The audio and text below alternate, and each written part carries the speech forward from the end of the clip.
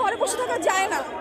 আমাদের যতগুলো চিৎকার শুনি তখন আমাদের প্রত্যেকের কান্না পায়। আমি জানি না কোন বিবেকে গিয়ে পুলিশগুলো এভাবে গুলি করে আমাদের ভাই বোনদের মারছে। আমরা নিজেরা যাদের বিবেক বোধ আছে তারা কখনো এসব মেনে নিতে পারবে না। তাই আমি আজকে রাজপথে আসছি। আসলে আমাদের আজকে যে অবস্থা, এই পরিস্থিতি সব কিছুর জন্য সরকার দায়ী। সরকার যদি তার ক্ষমতা ঠিকভাবে ব্যবহার করতেন তাহলে আজকে আমাদের এই আন্দোলনে এসে দাঁড়াতে হতো না এবং আমাকে এই ব্যানার নিয়ে দাঁড়াতে হতো না যে সরকারের পদত্যাগ চাই। সরকার তার ক্ষমতার অপব্যবহার করে আজকে আমাদেরকে এই রাস্তায় দাঁড় করিয়েছে।